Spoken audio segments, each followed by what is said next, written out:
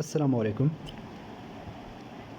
Today we will be discussing about vectors, and this is purely MDCAT oriented one short lecture of vectors.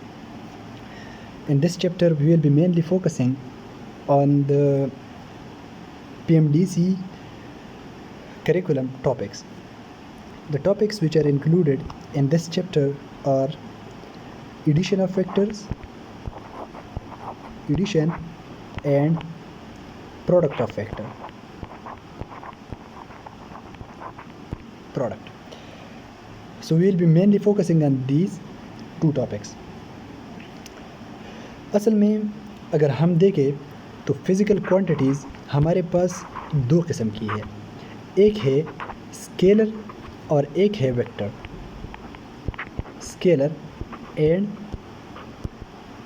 Vectors. Scalar क्या होते हैं?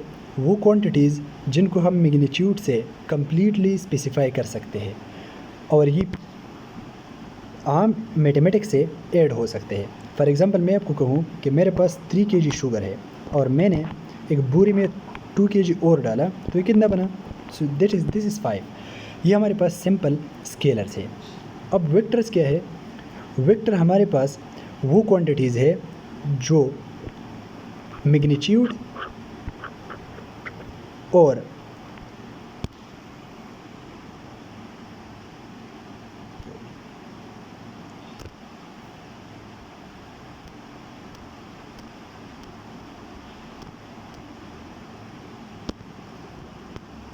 Magnitude और direction दोनों से completely specify हो सकते हैं और इसके लिए स्पेशल रूल्स ऑफ एडिशन लगाए जाते हैं. स्पेशल रूल्स ऑफ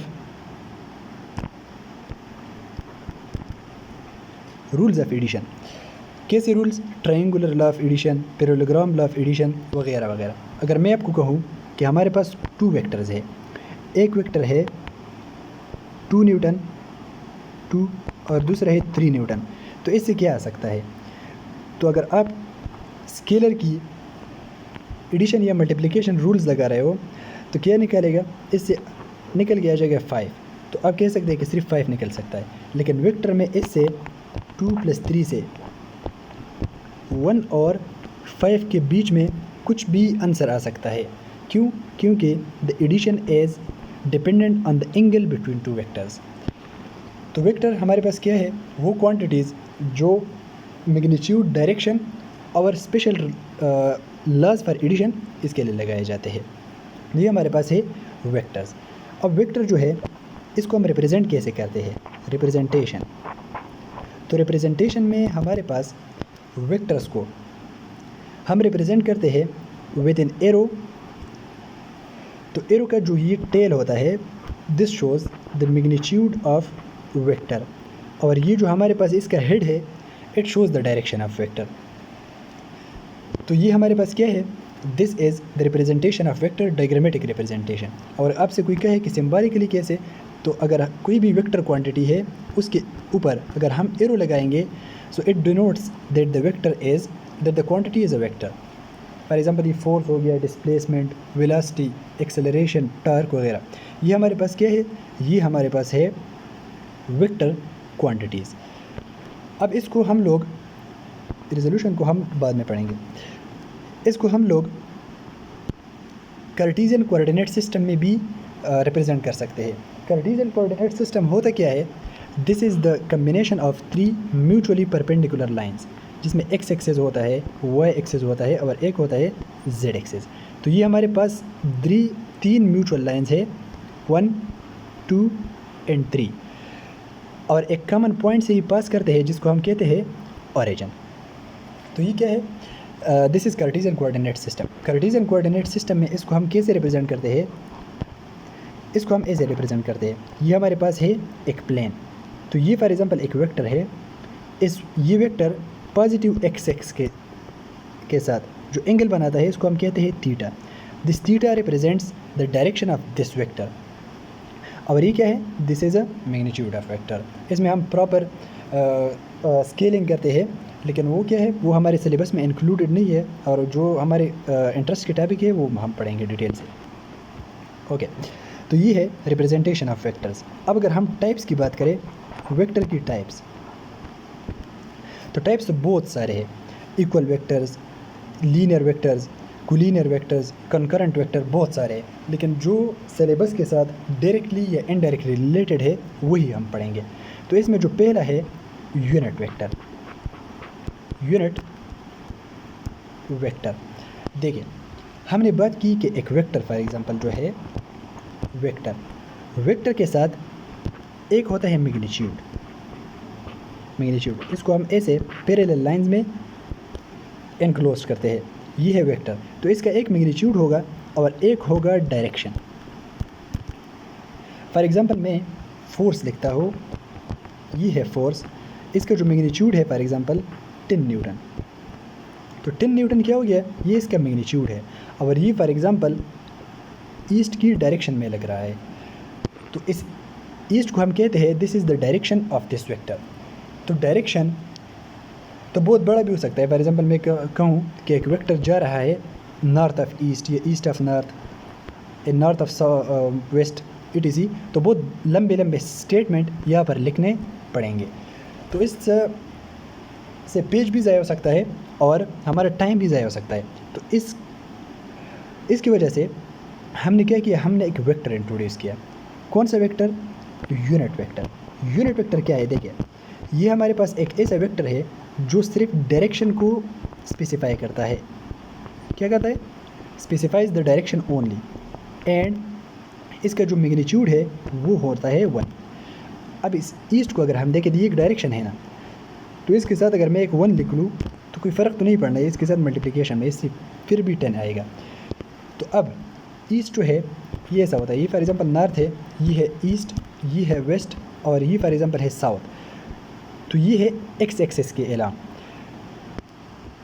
तो इस फोर्स को मैं लिख सकता हूँ F is equal to 10 newton and a unit vector. अब यूनिट वेक्टर को हम कैसे लिखें, यूनिट वेक्टर अगर पूरा हम लिखेंगे तो फिर भी टाइम ज़ाया होगा और स्पेस भी ऑक्यूपाई करेगा बहुत ज़्यादा। तो इसकी जगह हमने इसकी सिंबल निकाली है, वो है इन केप। तो जिधर आपको देखे एक लेटर होगा और उसके ऊपर अगर फॉर एग्जांपल एक केप है, तो ये है यूनिट वेक्टर। ये यूनिट वेक्टर, इसकी क्वालिटीज़ क्या है, क्वांटिटी। सो ये हमारे पास एक यूनिट वेक्टर है। सबसे पहले ये डायरेक्शन को स्पेसिफाई कर रहा है, डायरेक्शन। दूसरी बात इसकी ये है कि इसकी जो मैग्नीट्यूड है वो है 1, और तीसरी जो क्वालिटी है इसकी वो ये है कि इट इज़ यूनिटलेस, इसका कोई यूनिट नहीं होता, एंड डायमेंशनल लेस, डायमेंशन भी इसके नहीं होते। तो ये क्या है, these are the qualities of a unit vector. तो ये हमारे पास है एक यूनिट वेक्टर। अब यूनिट वेक्टर कितने हो सकते हैं, हमारे पास हो सकते हैं इनफाइनाइट, क्योंकि एक वेक्टर के इनफाइनाइट डायरेक्शन पॉसिबल है। वो वेक्टर ए से भी जा सकता है, ए से भी जा सकता है, ए से भी जा सकता है, हर तरफ जा सकता है। लेकिन अगर आपसे कोई कहे कि रेक्टेंगुलर कोऑर्डिनेट सिस्टम में इसके कितने पॉसिबल है, तो इसके जो हमारे पास पॉसिबल रेक्टेंगुलर यूनिट वेक्टर्स है वो कितने पॉसिबल है, वो हमारे पास है 3। एक पॉसिबल है एक्स एक्सिस के अलांग, एक वाई के अलांग, और ये एक जेड एक्सिस के अलांग पॉसिबल है। तो अगर एक vector along the x axis हो तो उस केस में हम इन केप की जगह आई केप लिखेंगे, this is a symbol. Y की डायरेक्शन में अगर हो तो हम लिखेंगे जे केप, और अगर जेड डायरेक्शन में हो तो उसको हम लिखेंगे के केप, और अगर निगेटिव डायरेक्शन में हो तो हम निगेटिव सिंबल ऐड करेंगे, सिंपल। सो रेक्टेंगुलर कोऑर्डिनेट सिस्टम में हमारे पास 3 यूनिट वेक्टर है। रेक्टेंगुलर का मतलब ये है कि इनके बीच में 90 डिग्री एंगल होगा। अगर आप देखें तो इस और इस लाइन के बीच में 90 डिग्री एंगल है। ये सारे म्यूचुअली परपेंडिकुलर लाइन्स है। So this is all about the unit vector. इससे MCQ कैसे आ सकते हैं, फॉर एग्जांपल आपसे कोई कहे कि ये हमारे पास है F is equal to F magnitude and F unit vector. ये for example option number A है, which of the following is wrongs. B हम लिख सकते हैं F magnitude is equal to F vector divided by F unit vector. C option for example है F unit vector is equal to F vector divided by F magnitude, ये भी लिख सकते हैं। तो इन तीनों में कौन सा वाला रॉन्ग है? तो आपको मैं एक बात बताता चलूँ कि मैथमेटिकल ऑपरेशन में वेक्टर के साथ हम कर सकते हैं एडिशन, इनको हम ऐड कर सकते हैं, इनको हम सब्ट्रैक्ट कर सकते हैं, इनको हम मल्टीप्लाई भी कर सकते हैं, मल्टीप्लाई। पर वेक्टर्स को हम लोग डिवाइड नहीं कर सकते। क्यों? क्योंकि डायरेक्शन की डिवीज़न पॉसिबल नहीं है। तो इस स्टेटमेंट में अगर आप बी देखते हैं तो बी में एफ वेक्टर को मैंने एफ यूनिट वेक्टर पर डिवाइड किया हुआ है और ये दोनों वेक्टर्स ही है। तो इस केस में इसकी जो डिवीज़न है ये पॉसिबल नहीं है। So this equation is wrong. और तो आप कह सकते हैं कि ये तो यहाँ से ही निकला हुआ है, लेकिन इट्स रॉन्ग। दूसरा जो वेक्टर है वो है null vector. Null vector, null vector, और इसको हम ज़ीरो वेक्टर बी कह सकते हैं। फॉर एग्ज़ाम्पल हमारे पास एक है ए वेक्टर और दूसरा बी है बी वेक्टर, और मैं आपको कहूँ कि A vector is equal to B vector. ये दोनों क्या है? ये दोनों इक्वल वेक्टर्स है, इनका डायरेक्शन भी पैरेलल है और इनका जो मैग्नीट्यूड है वो भी बिल्कुल सेम ही है। तो इस केस में अगर आप ए प्लस बी करेंगे तो इससे आ जाएगा 2 टाइम्स ऑफ ए। दोनों के मैग्नीट्यूड सेम है तो मैं इसकी जगह ए भी लिख सकता हूँ या 2b भी लिख सकता हूँ। अगर आपको कोई कहे कि इसको ऐड करो with the negative of b, negative of b का मतलब ये है कि इस वेक्टर को हमने अपोजिट कर दिया, बस इसका मैग्नीट्यूड सेम ही है। तो अगर इसको हम लोग ए प्लस माइनस मतलब नेगेटिव वेक्टर के साथ ऐड कर रहे हैं तो इसका जो आंसर आएगा वो आएगा 0, क्योंकि सेम ही मैग्नीट्यूड के है। तो अगर इससे 0 आएगा तो दो वेक्टर को हमने ऐड किया हुआ है, इससे 0 जो है ये ओनली मैग्नीट्यूड ही है। तो दो वेक्टर से सिर्फ एक स्केलर वैल्यू आई है, तो इसी वजह से कि वेक्टर को हमने ऐड किया हुआ है इससे स्केलर नहीं आ सकता, इसलिए हमने इस 0 को एक वेक्टर की वैल्यू दी है। So this is a zero vector. तो इसको हम ज़ीरो नहीं कहते, इसको हम कहते हैं अ नल वेक्टर। तो नल वेक्टर जो है इसकी भी दो प्रॉपर्टीज़ है। एक ये है कि इसकी जो मैग्नीट्यूड है दिस इज़ 0 और ये आर्बिट्री डायरेक्शन शो कर रहा है। आर्बिट्री का मतलब ये है कि इसका कोई एक्चुअल डायरेक्शन भी नहीं होता, आर्बिट्री डायरेक्शन इसको असाइन कर दिया गया है। So this is null vector. तीसरा जो हमारे पास है वो है इक्वल वेक्टर। इक्वल वेक्टर भी आप जान गए कि जिसका मैग्नीट्यूड और डायरेक्शन दोनों सेम हो। एंटी पैरेलल जिसका डायरेक्शन अपोजिट हो लेकिन मैग्नीट्यूड सेम भी हो सकता है और डिफरेंट भी हो सकता है। एक है display position vector. Position vector क्या है? फॉर एग्जांपल ये हमारे पास है एक प्लेन, इसमें ये एक पॉइंट है, तो इस पॉइंट को किसी वेक्टर की ज़रिए अगर मैं ओरिजिन से लोकेट कर रहा हूँ तो इस वेक्टर को हम कहते हैं पोजीशन वेक्टर। ये क्या है? पोजीशन वेक्टर, वो वेक्टर जो किसी भी पॉइंट को, ये एक्स का वाई एक पॉइंट है, इसको ओरिजिन की रिस्पेक्ट में इसको लोकेट कर रहा है, तो इस वेक्टर को हम कहते हैं पोजीशन वेक्टर। चौथा जो है वो है डिस्प्लेसमेंट वेक्टर। डिस्प्लेसमेंट वेक्टर का मतलब ये है, ये हम चैप्टर 3 में भी पढ़ेंगे। डिस्प्लेसमेंट वेक्टर ये कार्टेशियन कोऑर्डिनेट सिस्टम में, फॉर एग्जांपल ये है x1 y1 पॉइंट और ये है x2 y2। तो अगर 1 की रिस्पेक्ट से ये दूसरे को अगर लोकेट कर रहा है या इससे इस वेक्टर को, तो इस वेक्टर को हम कहते हैं डेल्टा x या डिस्प्लेसमेंट वेक्टर। ये ओरिजिन से लोकेट नहीं कर रहा है, ये एक पॉइंट की रिस्पेक्ट से दूसरे को लोकेट कर रहा है। So this is displacement vector. और इसी से बहुत ज़्यादा है, कंकरेंट, कांग्रुएंट, कोलिनियर वगैरह वगैरह बहुत सारे हैं, लेकिन वो आपके लेवल के नहीं है, तो इसलिए इतने ही काफ़ी है।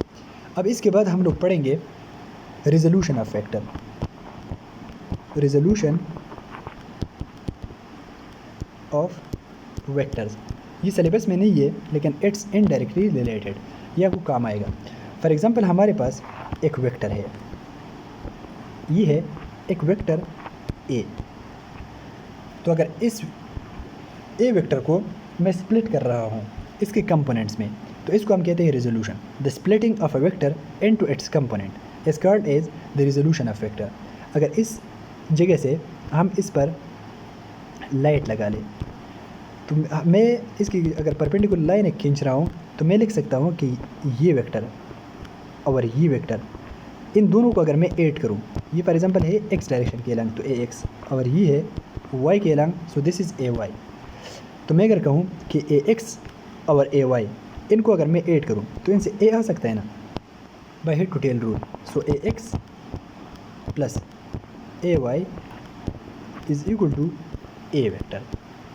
ये कैसे, ये मैंने परपेंडिकुलर गिराया और थोड़ा सा सोचा बस। अब आपको पता है कि इसको मैंने ए वाई क्यों कहा कि वेक्टर को हम पैरेलली शिफ्ट कर सकते हैं, तो यह भी हम लिख सकते हैं इसको। तो splitting of vector into its component, ये है ए एक्स कंपोनेंट और ये है ए वाई कंपोनेंट्स। तो अगर आप देखें तो इससे एक राइट एंगल ट्राइंगल बन गया है। So this is a x, this is a Y और दिस इज़ ए, और ये क्या है, this is theta with the x axis. तो अगर ये हमारे पास क्या है, ये 90 डिग्री एंगल है, so this is a right angle triangle. So Pythagoras theorem को हम लोग लगा सकते हैं। अगर आपसे कोई कहे कि ए का मैग्नीट्यूड क्या होगा, so A is equal to this is hypotenuse और this is base and this is perpendicular, so this is base square plus perpendicular square under the root. असल में स्टेटमेंट ये है कि hypotenuse square is equal to base square plus perpendicular square. अब A is equal to A X square plus A Y square under the root. ये क्या है, ये है magnitude of the resultant. Now अगर आपको पता हो cos थीटा परपेंडिकुलर, अगर एक राइट एंगल ट्राइंगल है तो उसमें क्या होता है, करली ब्राउन हेयर, आपको वो याद होगा, curly brown hair, base divided by hypotenuse. Base है ए एक्स और जो हाइपोटेन्यूज है वो है A, so A X is equal to A cos theta. और अगर हम विक्टोरियल फॉर्म में लिख के, सो दिस इज़ आई के because it is along the x axis. और अगर हम साइन थीटा इसी ट्राइंगल के लिए लिख के, sine theta is equal to perpendicular divide by hypotenuse is equal to A Y divided by A. So यहाँ से हम ए वाई को लिख सकते हैं, A Y is equal to A sine theta. और अगर vectorial form, so this is J के because it is along the Y axis. Now अगर आपको कोई कहे कि मुझे थीटा निकालना है, तो इसके लिए हम टेंजेंट थीटा यूज़ करते हैं। Tangent theta is equal to perpendicular divided by base. Perpendicular है ए वाई और ये है A X, so theta is equal to tan inverse of A Y divided by A X. ये क्या है, ये this is the angle made by vector A with the positive axis. अगर आपसे कोई कहे कि A Y is equal to A X, इसकी अगर मैग्नीट्यूड बराबर हो गई तो थीटा क्या होगी, theta is equal to tangent inverse of A Y divided by A x. तो ये कैंसिल हो जाएंगे ना, इससे 1 आ जाएगा और टेंजेंट थीटा 45 डिग्री पर 1 देता है। The ten inverse of 1 is 45 degree. तो ये एंगल बाइसेक्टर पर ये वेक्टर होगा। ठीक है, vector A lies on angle bisector. Now अब हम लोग पढ़ेंगे about the addition of two vectors.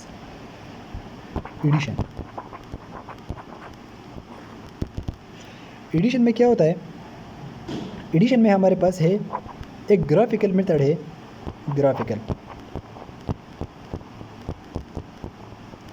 Graphical और एक है एनालिटिकल। देखिए ग्राफिकल में आपको पता है कि फॉर एग्जांपल एक ग्राफ में एक वेक्टर को मैं ड्रा कर रहा हूँ तो वो मोर इन्फॉर्मेटिव होता है, आपको इन्फॉर्मेशन ज़्यादा मिल जाती है, मोर इन्फॉर्मेटिव। बट इसमें एरर ज़्यादा होते हैं, बस लेस एक्यूरेट, इसमें एक्यूरेसी बहुत कम होती है। लेकिन अगर हम एनालिटिकल मेथड को देखें बाय रेक्टेंगुलर कंपोनेंट, तो इस केस में ये है less informative, because mathematics is difficult, less informative but more accurate because आप कैलकुलेशन से वेक्टर्स की एडिशन कर रहे हो। सो this is all about the basics. Now graphical method में हम लोग पढ़ते हैं ट्राइंगुलर लॉ ऑफ एडिशन। पहले हम head to tail rule discuss करते हैं। Head to tail rule, head to tail rule का मतलब ये है, फॉर एग्जांपल ये हमारे पास है एक वेक्टर ए और ये है एक वेक्टर बी। तो ये कह रहा है कि अगर ये हमारे पास ए वेक्टर है तो दूसरे वेक्टर का जो टेल है ये इसके हेड पर हम लोग रखेंगे। सो दिस इज़ ए और this is b, this a, this is b. तो अगर इसके टेल से लेकर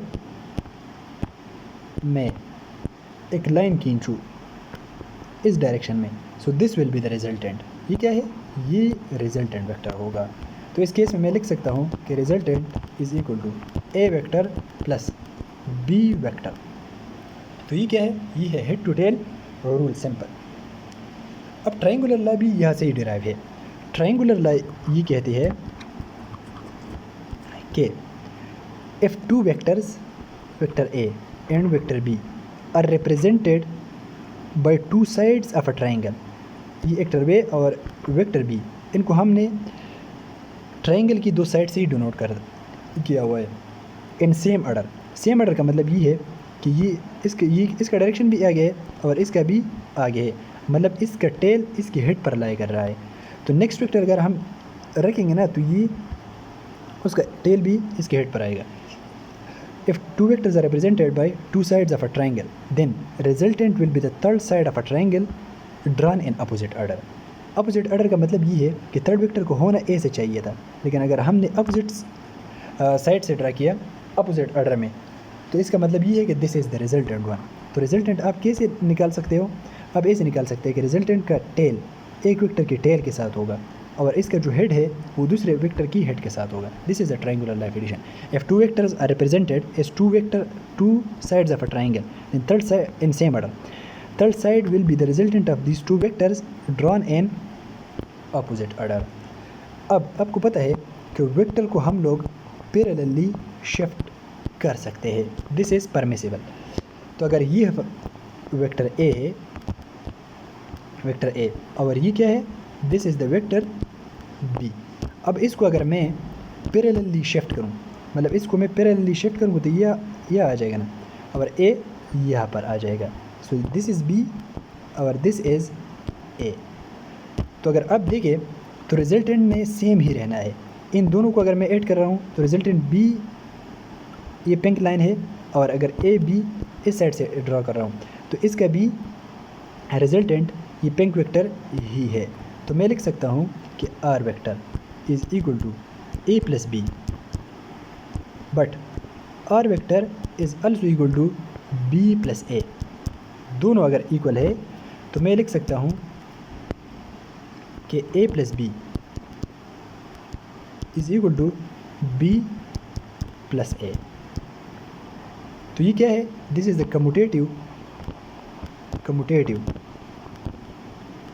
लॉ ऑफ एडिशन। तो अगर वेक्टर की एडिशन आपसे कोई कहे कि कौन सी लॉ को फॉलो करता है, तो आप कहेंगे द कम्यूटेटिव लॉ। ये एसोसिएटिव की भी फॉलो करता है, लेकिन हमारे कोर्स में सिर्फ कम्यूटेटिव लॉ ही लिखी है। अब इसको हम कहते हैं पैरेललोग्राम लॉ ऑफ एडिशन। देखिए इससे एक पैरेललोग्राम बना है, ये एक साइड है, ये दूसरा साइड है, ये तीसरा है, ये चौथा है। अब देखिए पैरेललोग्राम में अगर आपसे कोई कहे ये तो है डायगोनल, लेकिन इसका मेन डायगोनल ये है, तो आपसे कोई कहे कि पैरेललोग्राम लॉ में ये जो मेन डायगोनल है किस चीज़ को शो कर रहा है। फॉर एग्जांपल ये वेक्टर मैं ए से ड्रा कर रहा हूँ, इसका हेड इस साइड है, तो ए प्लस ये जो मेन डायगोनल है इसको मैं सी का नाम देता हूँ।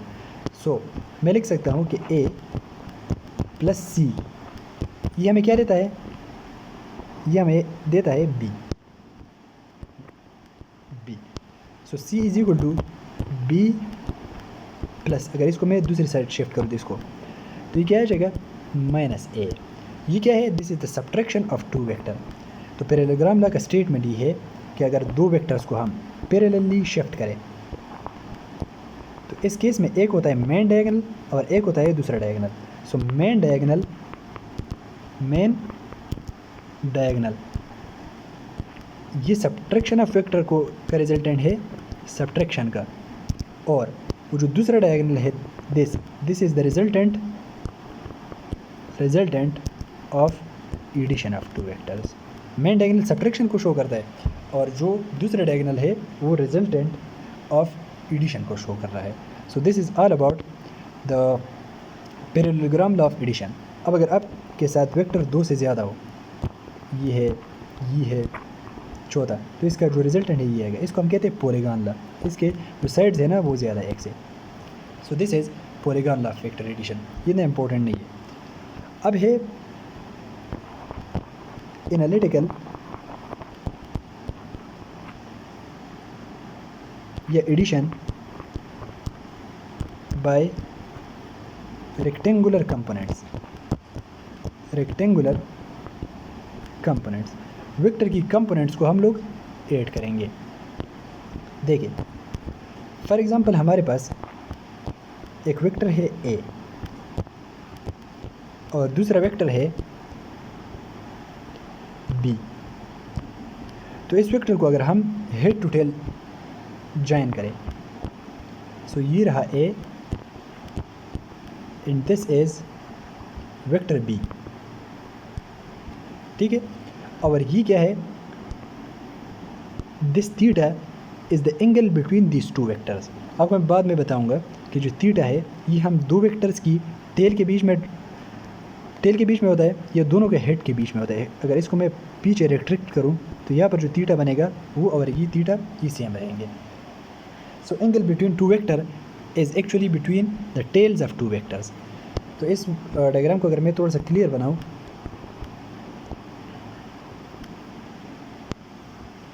तो इसमें एक था वेक्टर ए और एक था vector number 2 that is b. देखिए इसका रिजल्टेंट जो होगा वो आएगा ये। So the resultant vector is equal to a vector plus b vector. लेकिन इसका मैग्नीट्यूड क्या आएगा, तो जो मैग्नीट्यूड है वो आता है r is equal to A square plus b square plus 2ab cos theta। This is the magnitude of addition of two vectors। ये कहाँ से आता है, अगर इस b को हम रिजॉल्व करेंगे तो ये b cos थीटा होगा और ये b sin थीटा, तो इससे राइट एंगल ट्रायंगल बन जाएगा। फिर हम पिथागोरियन थ्योरम लगा सकते हैं। लेकिन आपके लिए रिजल्टेंट इम्पोर्टेंट है। देखिए अगर a is equal to b, दोनों वेक्टर्स अगर सेम है तो मैं पुट कर सकता हूँ r is equal to A square, b की जगह भी a पुट कर सकता हूँ plus 2ab। So 2a into A square cos of theta under the root. Now इससे अगर हम ए स्क्वायर कॉमन ले, A square into 1 plus 2 cos theta under the root. So A बाहर आ जाएगा, ए इंटू अंडर द रूट, इससे आ जाएगा 2 plus 2 cos theta. इसे फिर 2 कॉमन ले, 2 इंटू 1 प्लस cos थीटा। इसे भी लिख सकते हैं। अगर वेक्टर्स दोनों सेम हो तो उस केस में रिजल्टेंट का फार्मूला आप ऐसे लिख सकते हैं, A into 2a plus cos theta under the root. देखिए इसके लिए MCQ यहाँ से आएंगे। For example theta is equal to 0 degree, तो अगर थीटा 0 है तो हम 0 पुट करेंगे, cos 0 is 1, so 1 plus 1 is 2, 2 multiplied by 2 is 4, 4 under the root is 2। तो इससे आ जाएगा 2a। अगर दो वेक्टर के बीच में एंगल 0 डिग्री हो तो ये डायरेक्टली ऐड होते हैं। For example the theta is 45 degree, 45, तो इससे क्या आएगा, a इंटू ये है 2 1 plus cos 45 is 1 divided by under the root 2, 1 by root 2। ठीक है। तो ये अगर 1/√2 है तो इसे ये आएगा r is equal to a under the root 2 into 1 plus 1/√2। √2 अगर आप एलसीएम लेंगे √2 तो इसे आ जाएगा √2 + 1 और ये है 2 और ये है होल अंडर द रूट और ये है a। So r is equal to, इसको अगर हम मल्टीप्लाई करें सो 2 इंटू √2 + 1, 2 अगर मल्टीप्लाई करें तो ये 2 आ गया divided by 2 under the root of a। तो इससे ये आ जाएगा। और अगर आप लोग कैलकुलेटर में वैल्यूज़ पुट करेंगे तो इससे आ जाएगा 1.14 और इससे 1.14, तो इससे वैल्यू बाहर आ जाएगी। अगर थीटा 60 हो, theta is equal to 60 degree, तो अगर 60 हो तो cos 60, पहले 30 डिग्री की केस लेते हैं। 30 पर होता है √3 डिवाइडेड बाई 2 cos, तो ये पुट करेंगे इससे वैल्यू आ जाएगी। अगर थीटा 60 है तो इससे cos की 60 दिस इज़ 1/2, यह पुट करेंगे r is equal to a into 2 1 plus cos 1/2, तो इससे आ जाएगा 1/2। 2 अगर हम एलसीएम लेंगे तो इससे आ जाएगा a 2 इंटू 2 और ऊपर आ जाएगा 3, 2 कैंसिल, सो इससे आ जाएगा √3 टाइम्स ऑफ a। अपने रिजल्ट से याद रखने हैं, अगर 60 डिग्री हो, दो वेक्टर बिल्कुल सेम है, तो इस केस में जो सम आ जाएगा वो आएगा √3 टाइम्स ऑफ a। अगर थीटा 90 हो, 90, तो इस केस में जो रिजल्टेंट है वो क्या आएगा a into under the root 2 1 plus cos 90 is 0, so this is equal to √2 times of a। ये आपने बिल्कुल याद रखना है। और अगर फॉर एग्जांपल आपका जो थीटा है, theta is equal to 120 degree, तो ये भी आप पुट कर सकते हैं। तो इस केस में आएगा resultant is equal to a। देखिए, अगर हम टेबल की फॉर्म में इसको समराइज़ करें तो अगर थीटा 0 है, 0 डिग्री, तो इस केस में आएगा r is equal to 2a directly added. अगर थीटा है 60, तो इस केस में r जो है this is √3 times of a। अगर थीटा है 90, तो इस केस में r is equal to √2 times of a। और अगर थीटा 120 है तो इस केस में r और a बिल्कुल सेम होंगे। और आपसे कोई कहे अगर थीटा इज़ 180 डिग्री, तो इससे आ जाएगा null vector. So r vector is equal to null vector या 0 वेक्टर, ये हमने पहले ही डिस्कस किया, तो ये आपको याद रखने हैं। Now it is product of 2 vectors, product of vectors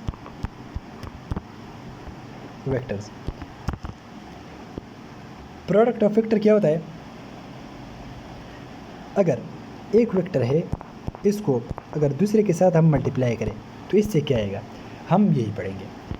तो प्रोडक्ट में, वेक्टर में 2 टाइप्स ऑफ प्रोडक्ट्स है। एक है डॉट प्रोडक्ट, ये इसको हम कहते हैं स्केलर प्रोडक्ट, और एक है क्रॉस प्रोडक्ट, या इसको हम कहते हैं वेक्टर प्रोडक्ट। डॉट को हम कहते हैं दिस इज़ स्केलर प्रोडक्ट, और ये हमारे पास है वेक्टर प्रोडक्ट। इसमें ये है, अगर हम 2 वेक्टर्स को मल्टीप्लाई करेंगे a डॉट b, तो इससे जो क्वांटिटी आएगी वो होगी स्केलर। लेकिन अगर हम लोग a क्रॉस b करेंगे तो इससे जो क्वांटिटी आएगी वो आएगी वेक्टर। तो अगर हम सिंपली लिखें कि वेक्टर को अगर हम वेक्टर से डॉट प्रोडक्ट लें तो ये हमें स्केलर देगा, लेकिन अगर वेक्टर को हम लोग क्रॉस करें दूसरे वेक्टर के साथ तो ये हमें देगा vector. This is the difference between dot and cross product. अब हम डॉट प्रोडक्ट को डिटेल में पढ़ते हैं। डॉट प्रोडक्ट क्या है? डॉट प्रोडक्ट देखिए फॉर एग्ज़ाम्पल हमारे पास है ए एक वेक्टर, इसको अगर मैं बी के साथ डॉट प्रोडक्ट इसकी करता हूँ तो ये हमें देगा ए बी कॉज ऑफ थीटा। ये कॉस थीटा हम क्यों लगाते हैं, इसको डायग्राम से समझते हैं। फॉर एग्ज़ाम्पल ये हमारे पास है वेक्टर ए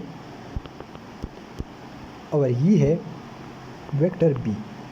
इसके टेल में क्यों जुड़ा रहा हूँ, because the angle is always between the tails of this two vectors, this is b. देखिए अगर बी को मैं रिजॉल्व करूँ तो इसका एक कंपोनेंट ये आएगा, this is the B which is along A, तो इसको मैं लिख सकता हूँ B which is parallel to A, और ये क्या है B which is perpendicular to A. देखिए डॉट प्रोडक्ट के जितने भी एग्जांपल है उसमें वर्क आता है, इसमें आता है फ्लक्स वगैरह, तो उसमें क्या यूज़ होता है, उसमें पैरेलल कंपोनेंट का यूज़ बहुत ज़्यादा होता है। फॉर एग्जांपल अगर मैं वर्क की बात करूं तो वर्क में फोर्स और डिस्प्लेसमेंट के बीच में अगर एंगल 0 डिग्री हो, पैरेलल हो दोनों, तो उस केस में वर्क डन मैक्सिमम होता है। तो जो डॉट प्रोडक्ट की एग्जांपल है उन सारों में क्या होता है, जो पैरेलल कंपोनेंट है वो यूज़फुल होता है, और ये जो है दिस इज़ नॉट यूज़फुल। तो इसलिए हम लोग डॉट प्रोडक्ट में पैरेलल कंपोनेंट लेते हैं। तो मैं लिख सकता हूँ कि a dot B is equal to a vector magnitude of a vector into b parallel, इसे हम लिख सकते हैं। देखिए अगर ये एक्सेस के अलोंग है तो इसको मैं कह सकता हूँ कि बी कॉस थीटा, और ये बी साइन थीटा रिजोल्यूशन में हमने अभी पढ़ लिया। तो ए डॉट बी, इससे हम लोग ऐसे भी कह सकते हैं कि ए बी और कॉज ऑफ थीटा, तो ये क्या है, this is the dot product. Dot product की केसेस लेते हैं। फॉर एग्जांपल वेक्टर के बीच में एंगल 0 डिग्री हो तो उस केस में cos 0 इज़ 1, तो इससे आ जाएगा maximum answer that is a b. ये क्या है, this is maximum dot product. ये फ्लक्स के लिए आप भी लिख सकते हैं, वर्क डन के लिए भी। फॉर एग्जांपल थीटा है, थीटा इज़ 60 डिग्री, तो 60 इज़ 1/2, तो इससे आ जाएगा ए बी डिवाइडेड बाई 2। अगर थीटा 90 है, थीटा अगर 90 है तो उस केस में cos 90 इज़ 0 और a B multiplied by 0, this is also 0, तो ये आपको क्या देगा, ये आपको 0 देगा। अगर आपको कोई कहे कि theta is 180 degree, cos 180 is -1, so -1 multiplied by a b that is minus A b, तो ये भी मैक्सिमम ही है लेकिन इसमें एंटी पैरेलल है बस। तो मैक्सिमम किस पर देता है, 0 और 180 डिग्री। नाउ जो डॉट प्रोडक्ट है ये है commutative. Dot product is commutative. Commutative का मतलब क्या है, देखिए फॉर एग्जांपल ये हमारे पास है ए डॉट बी, ये है ए वेक्टर और ये है बी वेक्टर, और ये है इसके बीच में एंगल, और इसको अगर मैं ए से लिखूँ कि ये है बी वेक्टर और ए हम ऐसे हम करें ए डॉट बी करें तो इसने भी ए बी का थीटा ही आना है, और अगर हम बी डॉट ए करें, बी डॉट ए, तो इस केस में बी ए और पैरेलल कंपोनेंट इसका आना है। तो इन दोनों की वैल्यू जो है ये बिल्कुल सेम होती है, A dot B is equal to B dot A. So this is nothing but the commutative law of vector multiplication. So जो डॉट प्रोडक्ट है वो कम्यूटेटिव लॉ को ओबे करता है। इसकी एग्जांपल क्या है डॉट प्रोडक्ट की, इसकी एग्जांपल में आता है वर्क डन, ये हमारे सिलेबस में है। So this will be scalar quantity because it is the result of dot product. F dot d displacement और फोर्स का डॉट प्रोडक्ट है। अगर आपसे कोई कहे कि पावर क्या है, power is nothing but the dot product of force and velocity.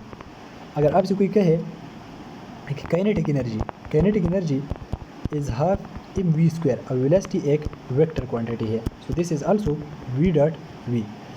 और flux is nothing but the magnetic induction dot area, और इलेक्ट्रिक फ्लक्स भी ऐसा ही है, E vector dot A vector.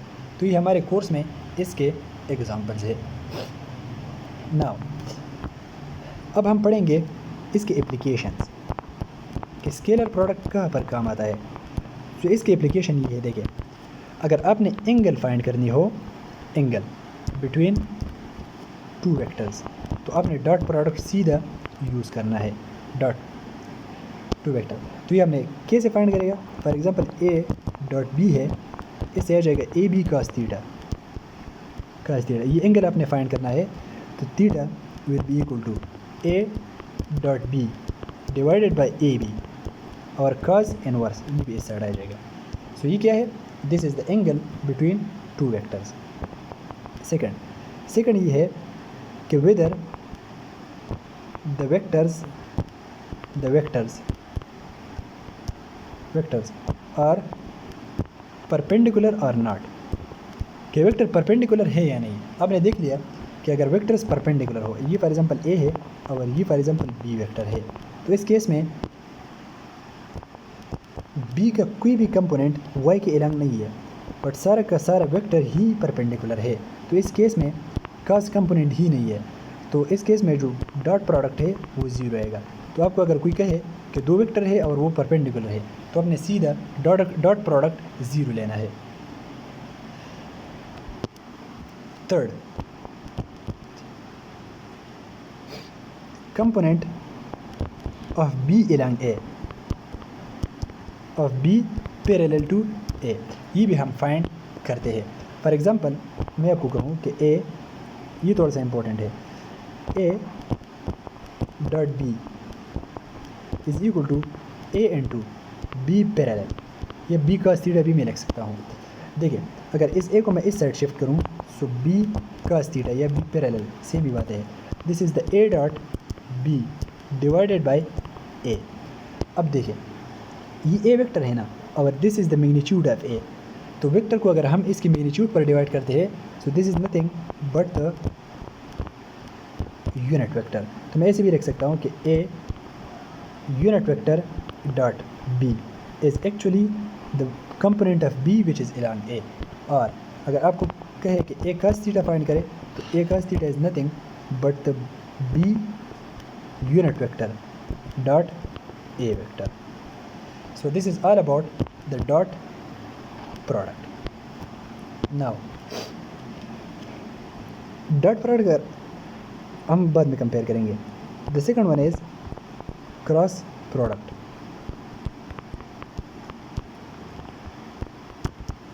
Cross product क्या होता है, अगर एक वेक्टर है, इस वेक्टर को अगर हम क्रॉस करें दूसरे वेक्टर के साथ, तो ये हमें देगा ए बी परपेंडिकुलर एंड एनकेप। आपको मैंने एक बात कही कि the result of cross product और vector product is always a vector quantity. तो एनकेप क्या है, this is the direction of resultant vector, direction of resultant, ये रिजल्टेंट का डायरेक्शन है। देखिए फॉर एग्जांपल ये डायरेक्शन हम कैसे फाइंड करेंगे, पहले हम इसको निकालते हैं। फॉर एग्जांपल ये हमारे पास है vector A and this is the vector b, this is the theta and this is the vector b। तो आपको मैंने समझा दिया कि एक वेक्टर इसके अलॉन्ग होगा और एक वेक्टर परपेंडिकुलर होगा। तो इस केस में हम परपेंडिकुलर क्यों लेते हैं, डॉट प्रोडक्ट में हम पैरेलल क्यों लेते थे, बिकॉज वर्क फ्लक्स ईटीसी, इसमें यूजफुल जो कंपोनेंट है वो है पैरेलल, और जो क्रॉस प्रोडक्ट है इसमें जो यूजफुल कंपोनेंट है this is actually the B Y और द बी परपेंडिकुलर कंपोनेंट। क्यों, क्योंकि क्रॉस प्रोडक्ट के जो एग्जांपल है उसमें आता है टॉर्क। तो टॉर्क फॉर एग्जांपल एक चीज़ को आपने रोटेट करना हो, तो उस केस में जो परपेंडिकुलर कंपोनेंट है वही काम आता है। इसके अलावा भी बहुत सारे एग्जांपल है, लेकिन यूजफुल जो कंपोनेंट है in the cross product this is actually the perpendicular vector. देखिए अगर मैं कहूँ ए क्रॉस बी, तो इससे क्या आएगा, ये है बी का थीटा में लिख सकता हूँ ना, और ये जो परपेंडिकुलर होता है this is B sine theta, इसलिए हमने रिजोल्यूशन पढ़ा है B sine theta. So this is A into B sine theta, और एक इसका डायरेक्शन आएगा। डायरेक्शन को हम कैसे फाइंड करेंगे, by right hand curl rule, right hand curl rule, इससे हम लोग इनके फाइंड कर सकते हैं। कैसे, देखिए ये है वेक्टर ए और ये है वेक्टर बी। अगर आपने ए क्रॉस बी करना हो तो आप अपना जो आप अपना जो लिटिल फिंगर है इसको पहले रखेंगे ऑन ए वेक्टर और थंब को एक्सटेंड करेंगे ऊपर।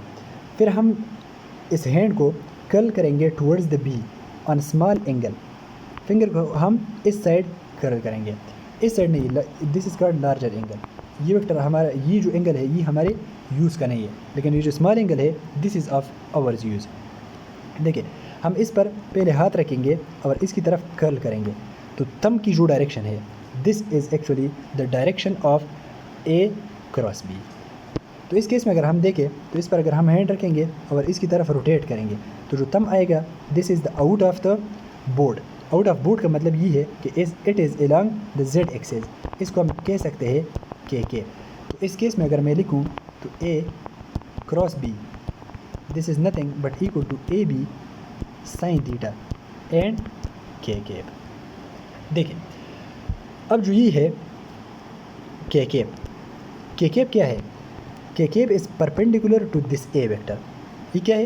ये ए वेक्टर के परपेंडिकुलर है, ये इस बी का भी परपेंडिकुलर है, because these two are lying in X Y plane. ये दोनों एक्स वाई प्लेन में है। और ये जो के केप है this is also perpendicular to the plane of A and B. तो अगर डायरेक्शन के बारे में मैं एक बात लिखूँ तो जो ये जो एन केप है in the direction of cross product this is perpendicular to A, this is also perpendicular to B vector and this is perpendicular to the plane of A and B, plane of A vector and B vector। ये आपने याद रखना है। अब हम पढ़ेंगे for example हम B cross A करेंगे तो इसमें कोई फ़र्क आएगा या नहीं। तो अगर इस पर हम पहले हाथ रखेंगे और इसकी तरफ कर्ल करेंगे तो थंब जो है इस केस में माइनस के कैप या इन टू द पेज आएगा। इन टू द पेज के लिए हम क्रॉस यूज़ करते हैं और आउट ऑफ पेज के लिए हम डॉट, ये डॉट मैंने जो किया है। तो अगर मैं बी का क्रॉस ए करूँ, बी क्रॉस ए, तो मैग्नीट्यूड, ये तो मैग्नीट्यूड है ना ए बी साइन थीटा, ये तो सेम ही रहना है। लेकिन ये जो एन केप है इस केस में क्या आया? इस केस में आया A B sine theta minus K cap. अब अगर मैं माइनस को बाहर निकालूं, minus A B sine theta and K cap. अब ये क्या है? This is nothing but A cross B. तो मैं लिख सकता हूँ कि B cross A is equal to negative of A cross B. ठीक है, तो बी क्रॉस ए अगर ए क्रॉस बी होता so this is commutative, but in this case the negative sign is there, so it is the anti-commutative। तो आपको अगर कोई कहे कि क्रॉस प्रोडक्ट कौन सी लॉ को फॉलो करता है, so this is anti-commutative because the a cross b is equal to the negative of b cross a। ठीक है, अब हम पढ़ेंगे डिफरेंट एंगल पर। अगर थीटा हो 0 तो साइन 0 इज इक्वल टू 0। तो इस केस में जो ए क्रॉस बी है, A cross B is equal to A B sine theta, और साइन 0 है so A B multiplied by 0, this is nothing but 0, और ये है minimum cross product. A cross B अगर हम लोग देखें साइन 90 पर ये मैक्सिमम वैल्यू देता है। मैं सिर्फ मैग्नीट्यूड की बात ही कर रहा हूँ। So this is the A B, और ये क्या है? ये है मैक्सिमम, और 180 पर ये दोबारा 0 होगा। सो this is the case in the cross product. अब जो इम्पोर्टेंट है ना वो है the cross product of unit vectors. Cross product of unit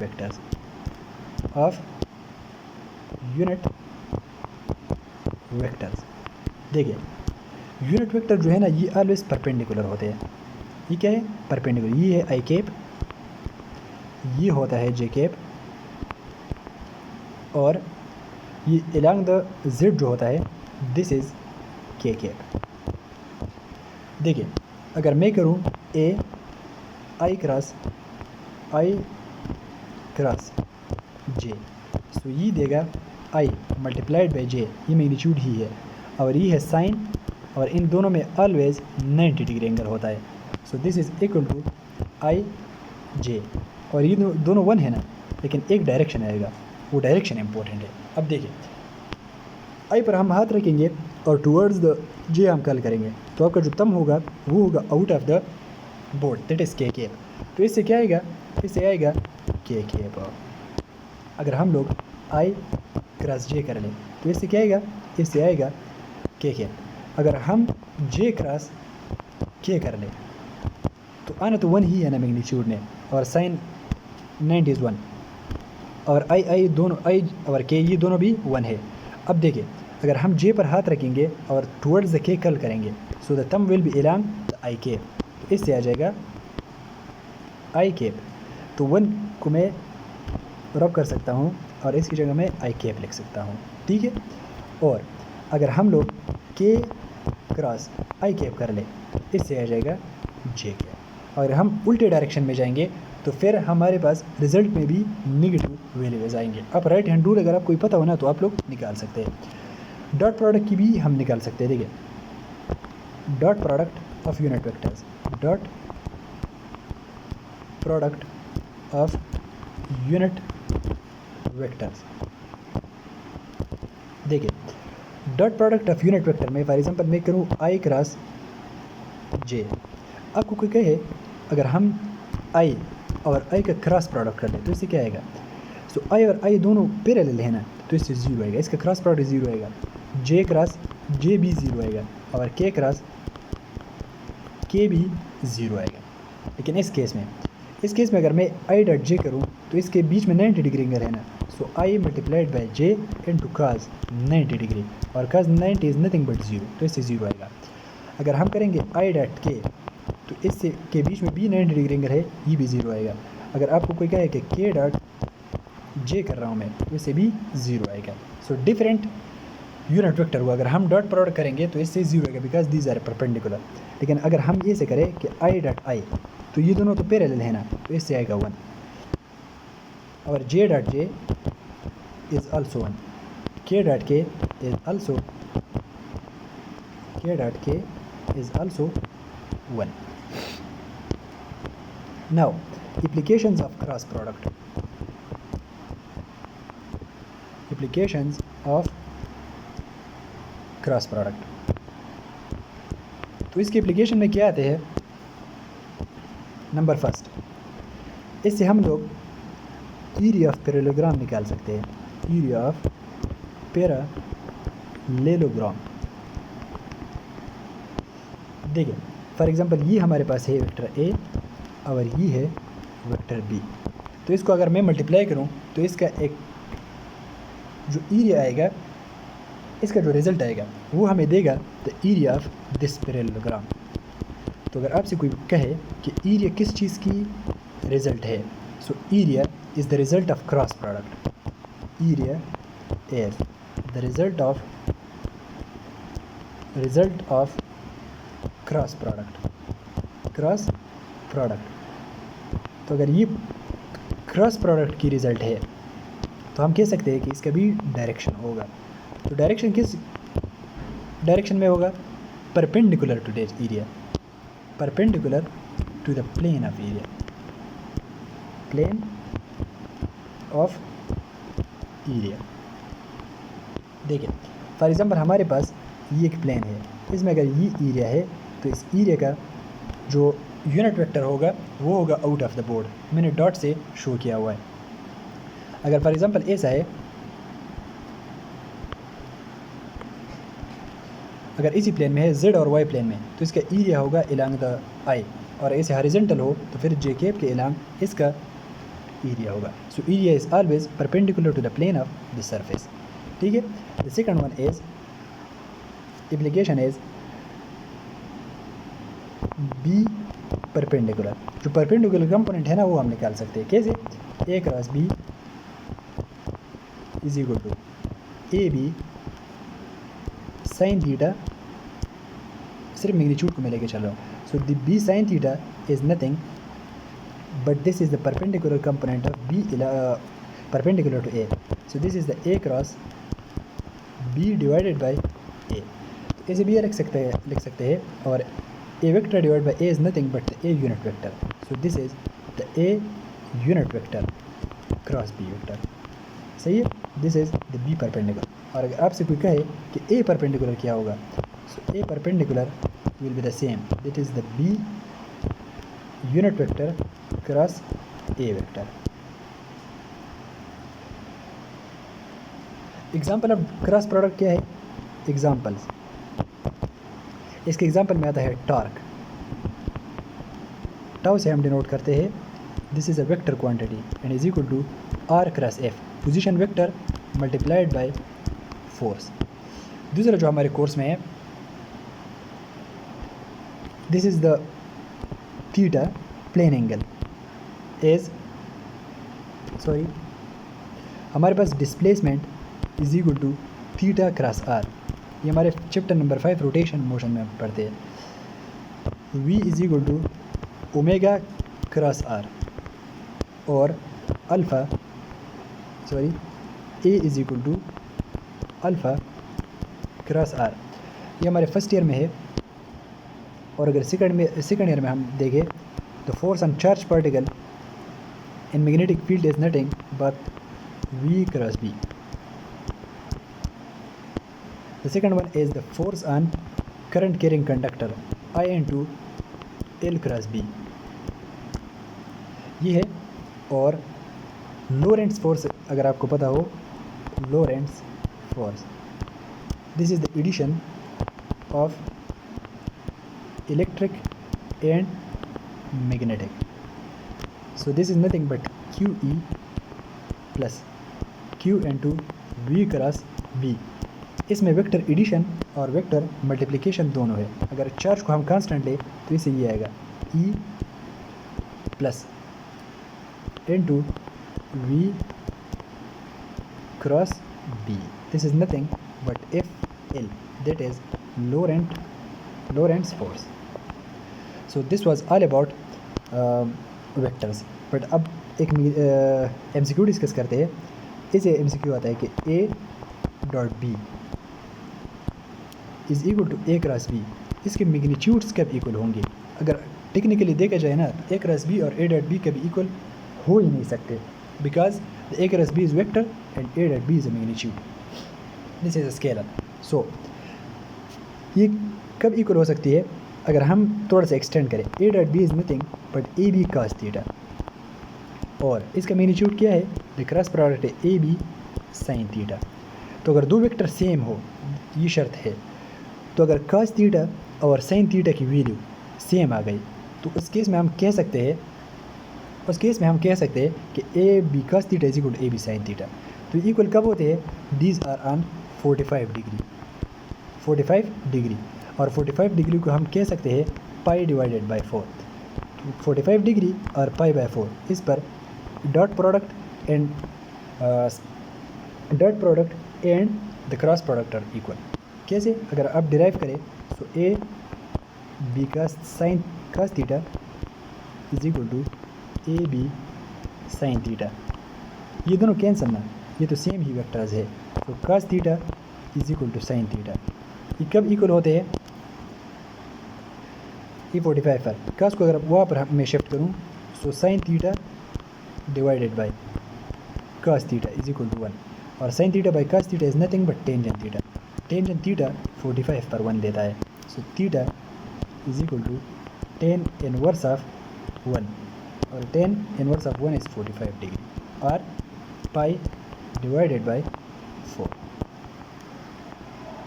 देखिए, आपको अगर कोई कहे MCQ नंबर 2, ये मॉडल MCQs है. फॉर एग्जांपल A हमारे पास है I इंटू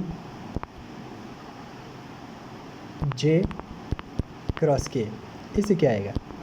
देखिए, आपने सीधे डायग्राम ड्रा करना है. फॉर एग्जांपल ये हमारे पास है J और ये क्या है K. तो इससे आएगा J क्रॉस K. इससे जो क्वांटिटी आएगी वो होगी I K. क्यों? बिकॉज राइट, अगर आप कर रूल इस्तेमाल करें J K sin 90 into n vector, इससे आई आएगा, और ये है सारा 1 है, so I dot I, this is nothing but 1। अब अगर मैं कहूँ कि आई, फॉर एग्ज़ाम्पल मैं ऐसे लिखता हूँ कि हमारे पास है A dot into A cross B, ये करता हूँ तो इससे क्या आएगा, इससे आएगा 0, या नल वेक्टर मैं कहता हूँ, sorry this is dot product 0, ठीक है। देखिए ए क्रॉस बी, इससे जो वेक्टर आएगा वो क्या होगा, उसको अगर फॉर एग्जांपल मैं सी कहूँ, इसे एक सी वेक्टर आएगा ना, तो ये C vector this will be perpendicular to A, perpendicular to B and perpendicular to the plane of A and B. तो अगर ये ए के परपेंडिकुलर है तो डॉट प्रोडक्ट में तो cos थीटा आता है ना, so this is nothing but A C cos 90, और cos 90 0, सो इससे 0 आएगा। So this was all about the vectors.